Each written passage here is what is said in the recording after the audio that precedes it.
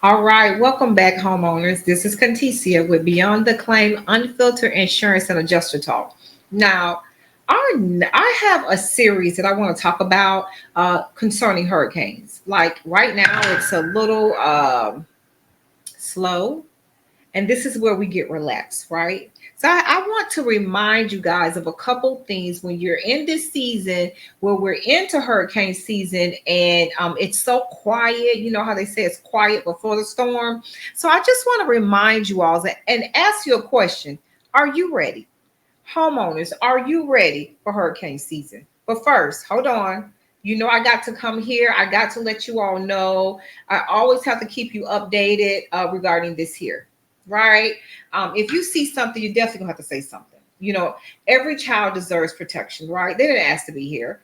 You know, they were born, and we are required as adults to protect these children. I want you guys to report sex trafficking, to report child sex trafficking or child trafficking. We know if they trafficking children, it's pretty much regarding sex, right? So every voice matter, every child deserves protection. If you see something, you definitely have to say something. And you know, sometimes I think I get to the point to where I need to let you all know or give you an example of what goes on with human child sex trafficking.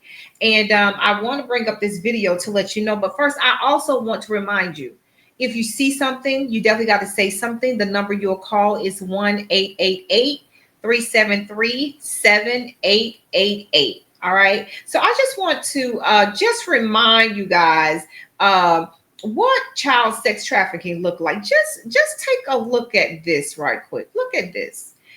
You wouldn't even really believe this is happening in today, right? But here we go. Just take a look at this. To some breaking news out of Bibb County, a fourth arrest has been made in connection to the ongoing child sex abuse investigation involving an underground bunker. ABC 3340's Gracie Johnson joins us now with more on the charges.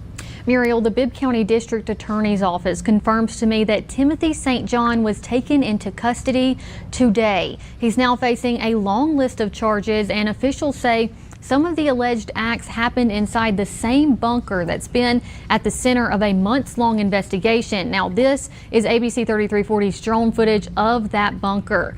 Now, according to the DA's office, St. John is charged with rape, sodomy, human trafficking, kidnapping, bestiality, and cruelty to animals. This comes after 3 men were previously arrested as part of the same investigation. All 3 of those men face multiple charges as well, including rape, sodomy, human trafficking, and kidnapping.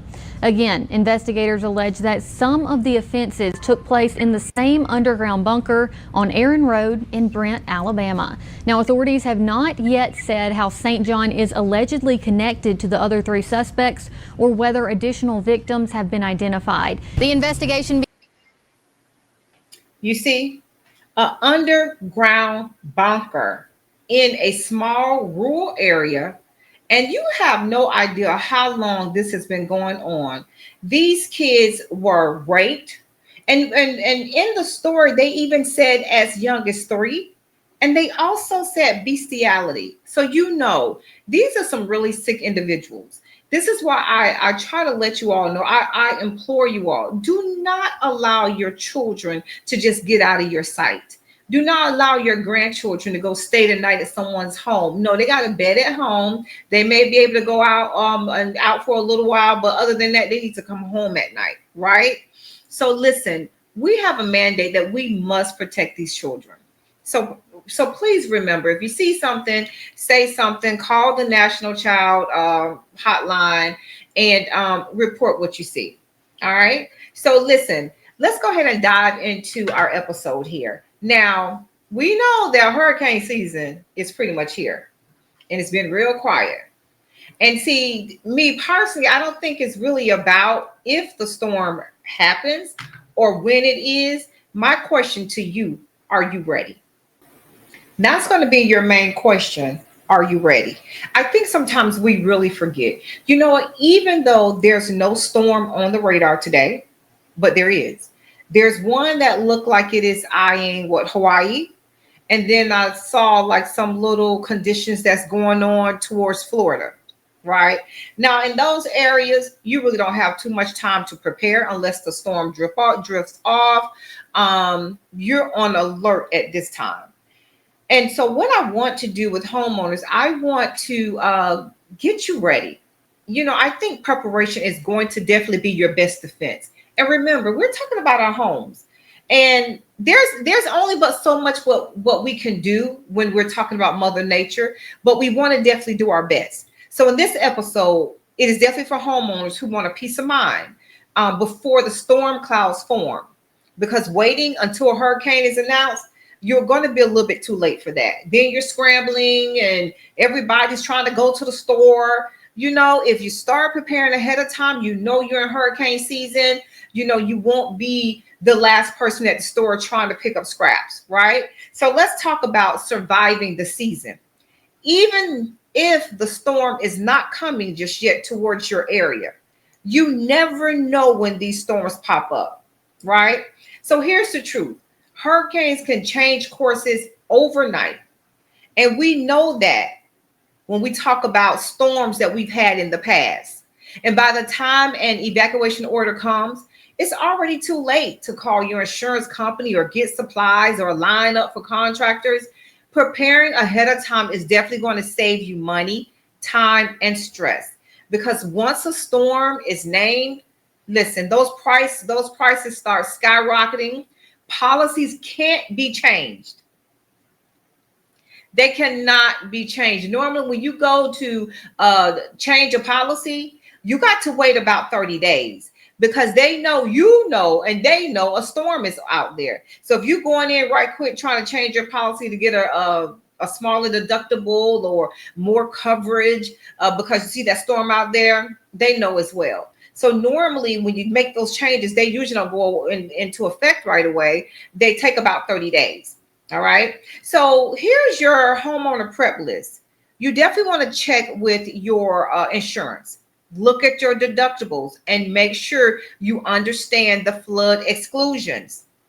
I've said plenty of times on other episodes that if it rains, it can flood, and you definitely want to make sure you have a flood policy because most of these homeowners insurance do not cover flood.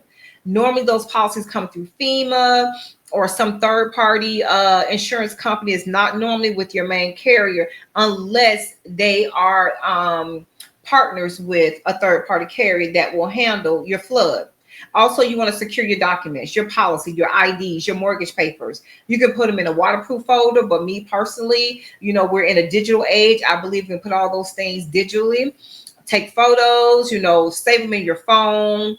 You have your Adobe scan that's on your phone that you can put that in. You also have a folder that you can create for all those type of documents. Those are the things that you want to do. Also, you want to prep your home. And a lot of times we don't do that. There's trees that are overhanging that need to be trimmed back. And a lot of times you're waiting for maybe a storm to come through and your homeowner's policy to cut those trees back. They're not going to cut those trees back. If that tree didn't fall on your home, they're not cutting that tree. I don't care if that tree is leaning towards your home. If it's not on your home, that's not their responsibility. So you're gonna have to look around your home and see what trees need to be cut back. Probably get your, someone in your neighborhood who cut little trees and limbs and things. Now those big trees, you're definitely gonna have to hire a professional for that. But the things that you can do that may not cost that much money, definitely get that taken care of, right? Clean your gutters. Oh my gosh, I know about gutters being cleaned. I know about gutters need to be repaired because I do need my gutters repaired as well. And if you don't have those gutters cleaned and new gutters and repair, have those gutter guards on there, those gutters will back up. That water will come in your house and begin to deteriorate, the lining around your house, your fascia. I mean, all that stuff play in with your gutters. And you have no idea that water will back up into your home if your gutters are not cleaned. If you need new gutters, look around at the local contractors in your area for gutters. Some of them allow you to pay monthly or make up a payment plan with them. They have creditors that they work with that can probably help you get those new gutters. Definitely want to get that right. And another thing, clear those drains. Clear the drains. Because if those drains aren't cleared, that water it will back up and it'll back up in your home. So you definitely want to make sure those drains in your area are cleared. Call your local government to see who's responsible for the drains in your area, right? I also want you to stock up on your emergency kit. I remember I was with my aunt. We went to a birthday party of her friends in South Carolina, and we went to her home, and we was just hanging out, talking, and she showed me her emergency closet. She literally had an emergency closet full of water. She had medicine in there, flashlights, she had batteries, bandages. She was ready. And she told me that she's always practiced to have an emergency kit, because when a storm is named and that storm comes near, she doesn't have to run out to the store because she's prepared ahead of time, right? That's what we have to do. We got to know we have to do that. Also, what about cash? You want to have some cash on you. To me personally, honestly, I like to have a couple $100s on me in my purse just in case. Having some cash, because sometimes those card machines go down. You're trying to swipe your card. The internet's down, electricity's down, or what have you. But you got that good old cash in your hand, in your pocket, in your wallet. Also, know your community evacuation plan. Know those evacuation routes, the nearest shelter. We only think about these things when the storm is 5 hours away and someone has to tell us for the 19th time to leave. Then we want to go hustling and scrambling. If we get prepared, it can save us time and money. It can also save lives if we go ahead and prepare ahead of time, right? These are some simple steps, but I'm going to tell you something. They'll definitely make a huge difference if you go ahead and prepare ahead of time. And let me tell you something. Preparedness is not just about supplies. It's also about your finances too. You want to set aside a small storm savings fund.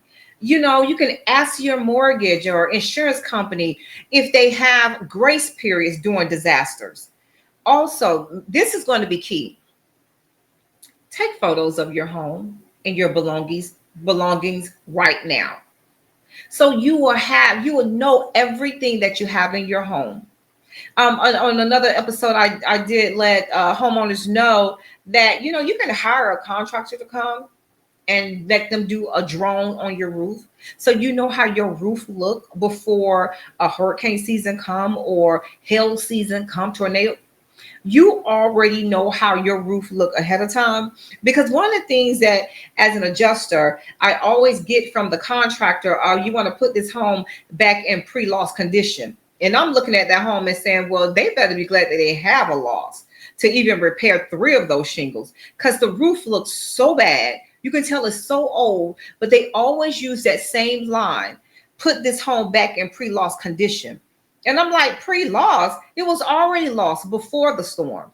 But if you go ahead and take photos of how your roof looked, maybe at the beginning of a storm season or beginning of hail season, you already have the proof of what pre-loss condition looked for you, right? And you don't have to worry about an adjuster like me looking and saying, this roof is way too old. I can see old stuff. This is years. This is just wear and tear. You'll have your proof to show, no, this is what my roof looked like 5 months ago. It's dated. It has a timestamp.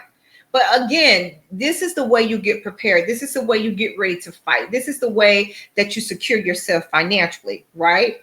And again, make sure you take those photos of all your belongings right now. If you ever have to file a claim, that documentation will definitely protect you.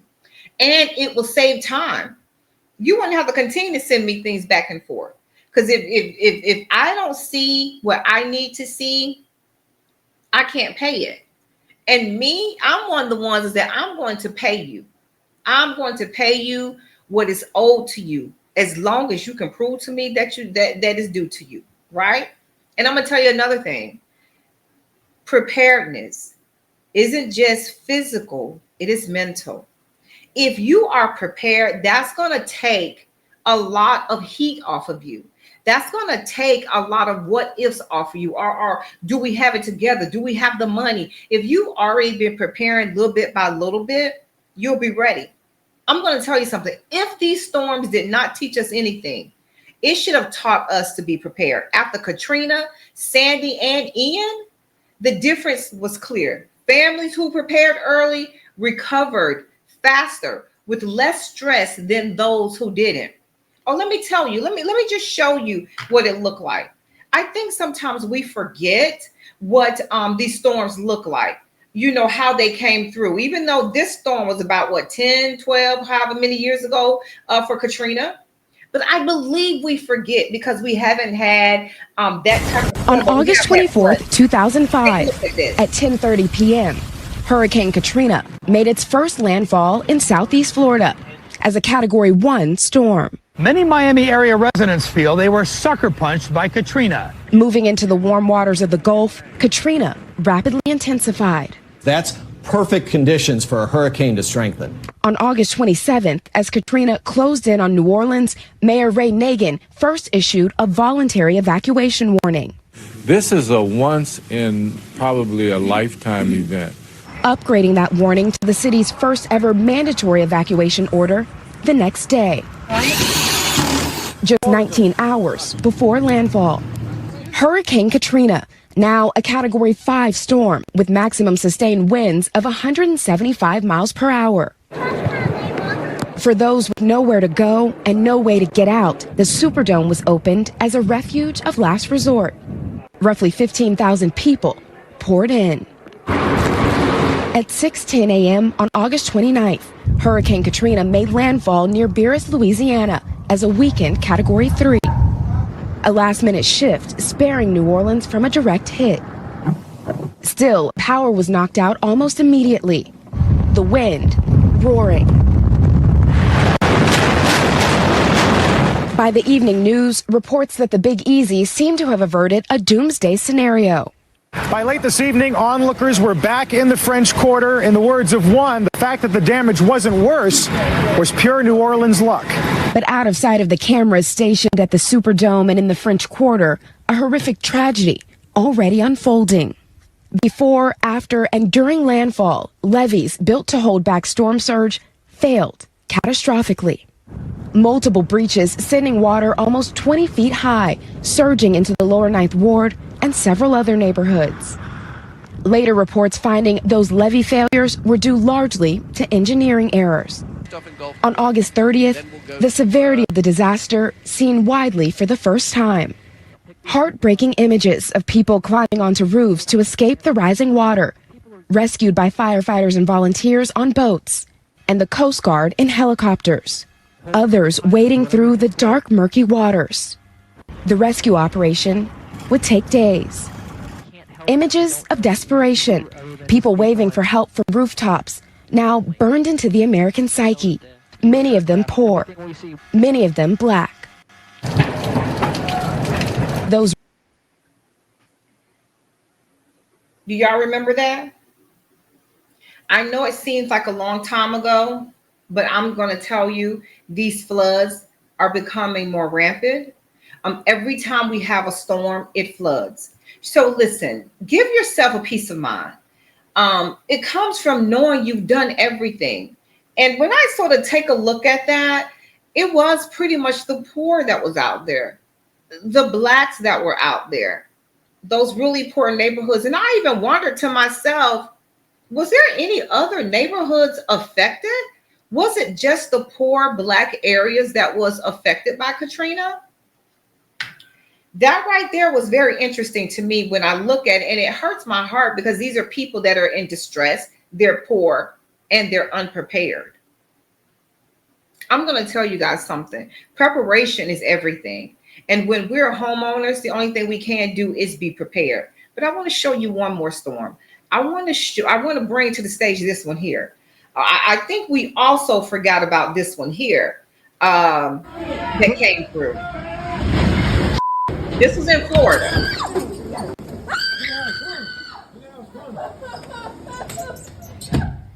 Well, Are you guys okay?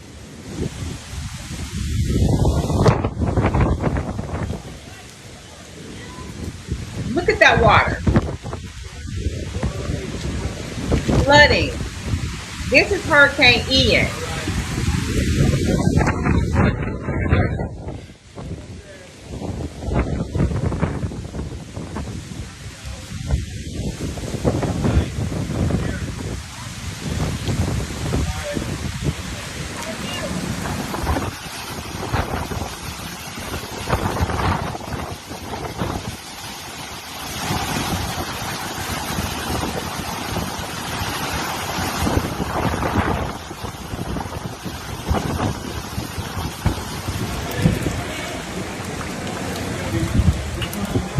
This is the storm surge that we talked about, but we weren't sure about.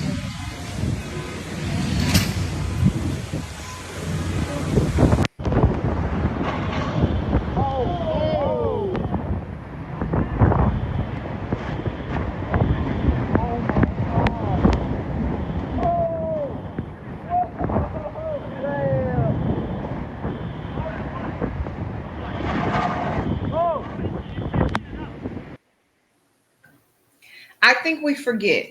And so my question is to homeowners, are you prepared? Right now it's a little quiet. We have some disturbance out there, like it's going towards Hawaii. I just read something regarding rain, really high rainfall in Florida. And Florida is the last place that need any type of rainfall or any type of flooding because it's already sinking, right? But remember, these hurricanes stir up in a moment's notice. If that water's out there warm, I'm going to tell you something. It is just the right conditions to take no time to turn a small little storm into a massive hurricane, right? So remember, you guys, you just got to be prepared at this point. Don't wait for a storm to prepare. Protect your insurance coverage, protect your documents, and protect your home. Preparation is a survival now. Preparation is survival now, not later. It has to be now. All right. So look, I did you a favor. You can download the Claim Game Plan Toolkit, and the link is for homeowners. The description is in the comments, and it is a first step to teach you how to be prepared. You want to be prepared as a homeowner. You want to make sure that you are protecting the very thing that you invest the most in. Most of us, the investment is our home. So you got to make sure you take care of that. Remember, what's the first step you've taken to prepare this season? I know it's been very quiet. It really looks like there's nothing going to happen this season, especially as a claim adjuster. I'm not working right now. So yet let you know it's real quiet right now during this season. If I'm not working as a claim adjuster, if I'm not going with FEMA, that lets you know it's real quiet right now. But that can change in an instant. Those storms can be out there. Next thing you know, they're at your front door. So I'm asking you, what is your first step that you've taken to prepare for this season? Make sure you start getting your supplies. Don't be the last one in the store picking up 4 gallons of water because that's all what's left because you have not prepared. Be like the lady, my aunt's friend in South Carolina. She has a closet of all kinds of things for storms: flashlights, batteries, water. And what she does is if nothing has come through, when she buy new water, she take a water out of there and put the new in. She's very strategic because she understands what it's like to be unprepared. Hey, this is Beyond the Claim, Unfiltered Insurance and Adjuster Talk. Until next time, stay prepared, stay safe, and protect your home.